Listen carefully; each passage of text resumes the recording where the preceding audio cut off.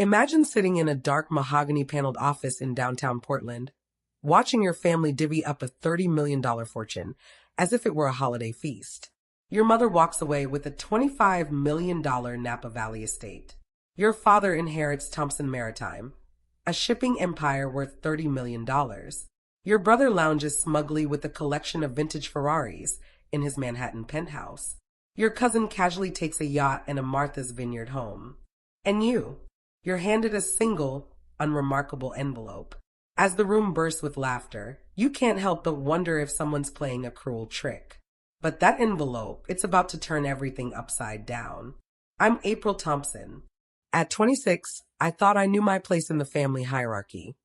The dependable granddaughter, the one who spent summers working side by side with Grandpa Robert, learning the ins and outs of his ventures while everyone else chased their own lives. When he passed away at 93, I assumed I would inherit something meaningful. After all, he'd been my chess partner for 15 years, teaching me to read people, anticipate moves, and think strategically. The will reading was held in Mr. Morrison's office, the kind of place Portland's old money families trusted to manage their legacies.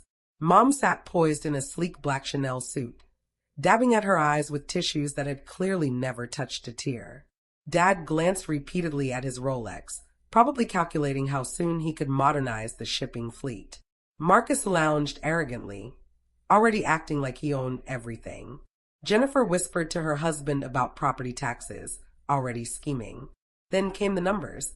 Dad, Thompson Maritime, $30 million. Mom, Napa Estate with priceless artwork, $25 million.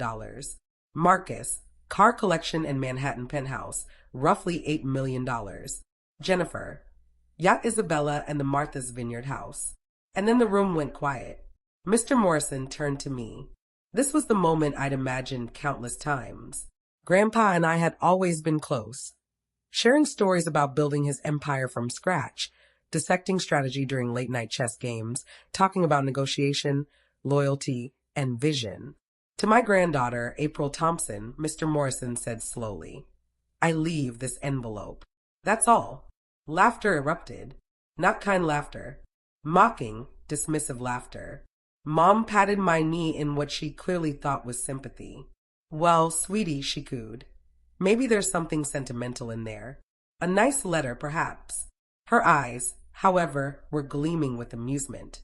Clearly, in her mind, it was a joke. I felt it. 26 years of summers helping, advice given, crises managed, and here I was, the overlooked, the afterthought, the one left with a single envelope while everyone else got fortunes. Poor April, Mom said, half whispering, as if the world needed to pity me. Seems Grandpa didn't love you quite as much. Marcus leaned over, smirking. Maybe it's monopoly money, sis. That would suit your luck. I clutched the envelope, feeling its weight. It wasn't thick enough for a check of real significance, but it wasn't empty either. Don't look so down, April, Jennifer chimed in. I'm sure Grandpa left you something fitting for your station. The condescension dripped off her words. I stood abruptly, the leather chair squeaking behind me. Excuse me, I said, voice steady despite the anger bubbling inside. I need some air. The laughter followed me down the hall, accompanied by Mom's dramatic commentary about what Grandpa might have left me. A keepsake, advice, maybe even a suggestion about marriage. In the elevator, alone except for my reflection in the polished steel doors, I finally opened the envelope. Inside the envelope was a first-class ticket to Monaco, dated for the following week, and a single line written in Grandpa's unmistakable handwriting. Trust activates on your 26th birthday, my dear. Time to claim what's rightfully yours. But my attention was drawn to the second item, a business card embossed with gold lettering, Prince Alexander de Monaco, private secretary. On the back, Grandpa had scrawled, managing your trust. A bank statement from Credit Suisse completed the set. It bore the name April R. Thompson Trust, and a number so staggering it made my stomach turn. $347 million. I stared at it, counting zeros over and over, my hands trembling as I held the paper. That night, I dialed the international number on the statement. After rigorous verification and a series of transfers, A Swiss banker with flawless English confirmed the truth I couldn't yet process. Yes, Miss Thompson. The trust was established when you were 16. It has been professionally managed for the past 10 years. Your grandfather requested that it become active on your 26th birthday. But I never signed anything, I protested. As the settler, your grandfather didn't require your consent as a minor. The trust has grown through a diverse portfolio of international investments. The countless chess games with Grandpa, his hypothetical discussions about business strategies, suddenly fell into place. He hadn't been idle chatter, he had been preparing me. 1 week later, I stepped off an Air France flight at Nice Airport. A driver in a perfectly tailored black suit held a sign that read, Miss April Thompson, beneficiary of Thompson International Trust. The Mercedes wound along the sunlit coastal highway to Monaco, every turn feeling like a scene from a film where I had become the lead. Prince Alexander greeted me in his private office overlooking the Mediterranean. He rose with the calm assurance of someone accustomed to commanding respect. Miss Thompson, he said, extending a hand, I am Alexander.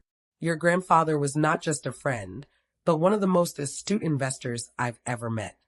The conversation that followed was unlike anything I'd experienced.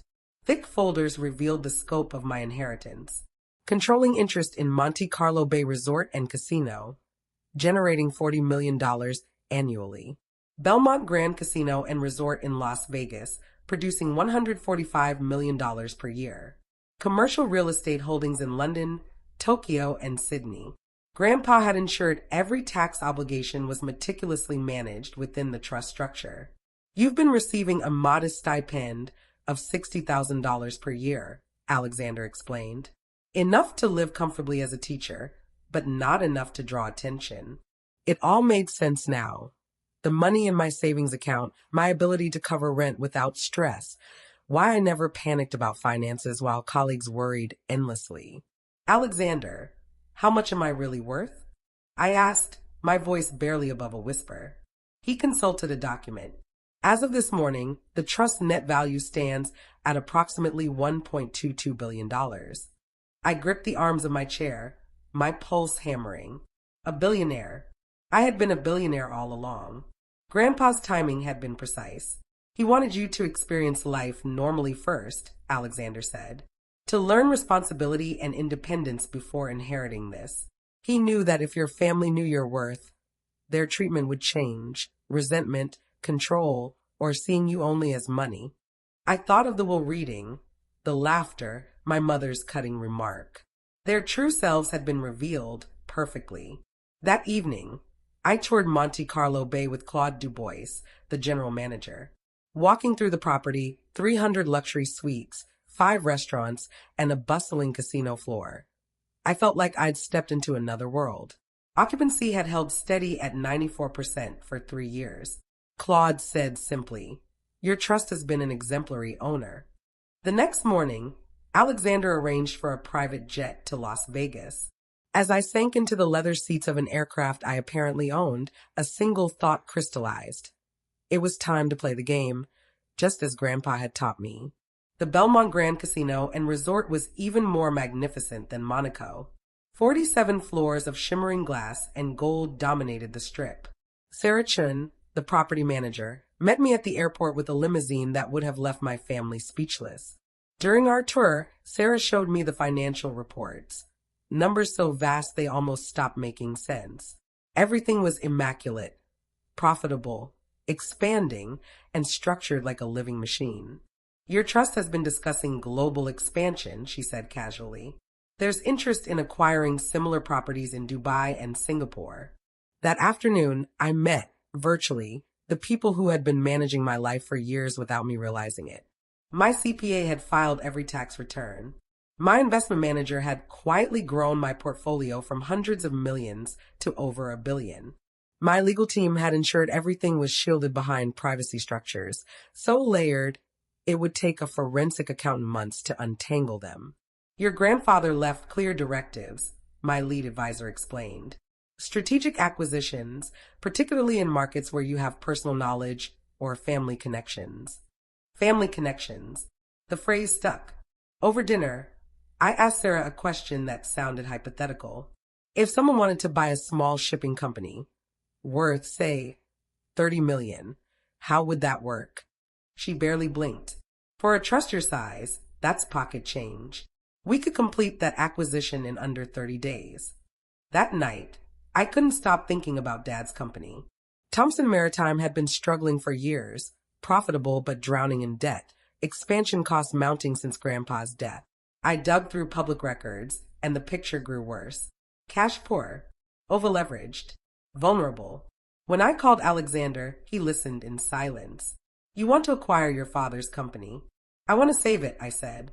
He'd never accept help. But if the right buyer came along, and you're comfortable with that deception? For now, I answered. They never thought I understood business anyway.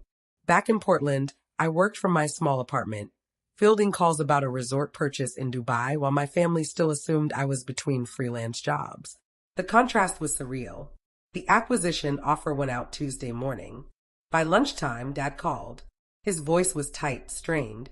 April, something strange happened. We got a buyout offer, some international group, completely out of the blue. Is that good or bad? I asked, feigning concern. It's good. Almost too good. 45 million.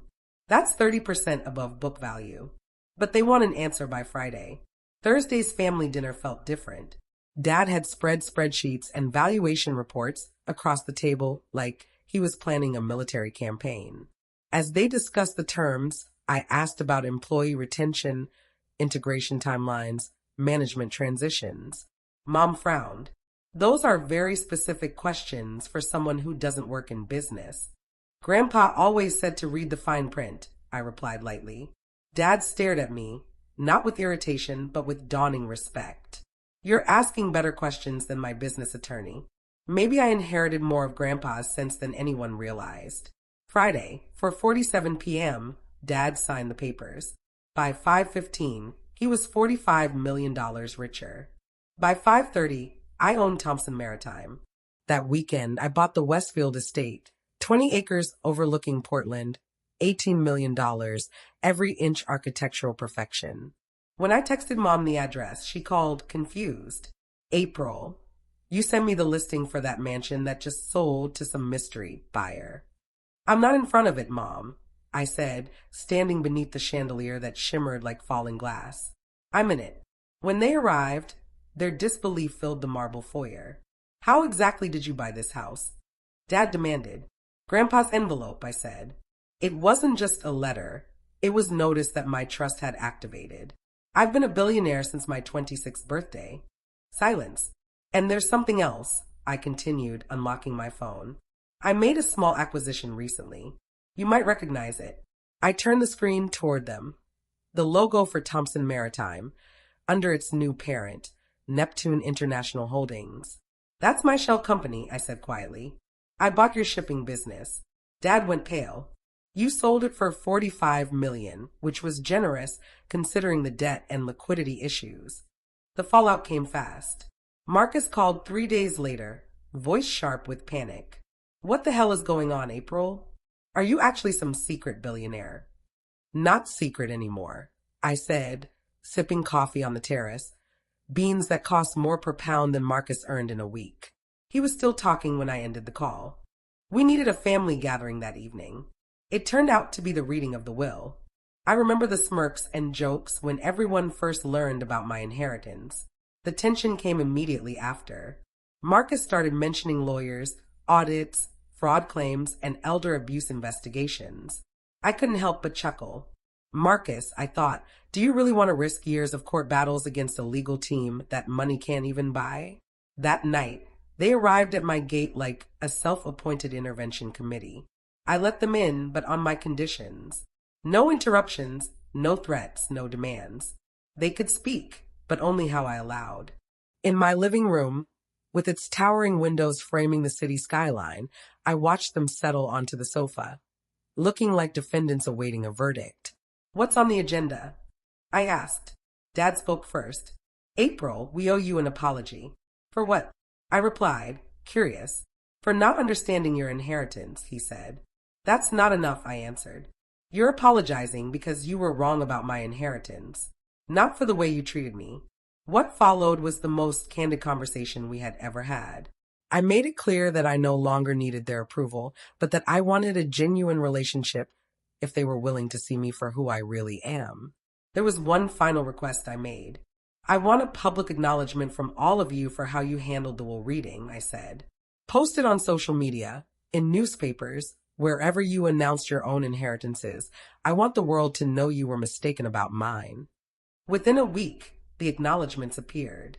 Dad's appeared in the business section of the Oregonian. Mom's Facebook post was heartfelt. Marcus and Jennifer posted concise messages on Instagram, but it felt satisfying nonetheless. As for Thompson Maritime, I kept Dad in his role as general manager. Same office, same duties, same operations. The only change? He now reported to a management company under my control. 6 months later, I attended a family gathering. The energy was different, more respectful, more measured, but also warmer and more authentic. The new structure is amazing, Dad admitted. Access to capital, being part of a larger shipping network, not worrying about debt. This lets me focus on what I do best. When Mom asked, "Did you do this to hurt him or to help him?" I answered honestly, both. I wanted him to feel what it was like to have decisions made without his input. But I also couldn't watch employees lose their livelihoods if the company failed. 1 year later, I founded the Robert Thompson Foundation for Educational Advancement, announcing a multi-million-dollar grant to support STEM education in under-resourced schools across the Pacific Northwest. At the press event, standing alongside teachers and administrators, I added, "My grandfather always said that the greatest gifts come in unexpected forms." Today, we're passing that lesson forward to the next generation of dreamers. As I spoke, I could almost hear Grandpa's voice reminding me, sometimes the person everyone overlooks has the power to change everything. I'd spent 26 years being underestimated and ignored, but those years taught me a vital lesson. True value isn't measured by how others see you. It's measured by how you see yourself. If this story strikes a chord, share your thoughts and don't forget to subscribe for more stories of growth, resilience, and triumph. Remember, your worth is defined not by others, but by yourself. And sometimes the most meaningful inheritance isn't money. It's the chance to transform lives.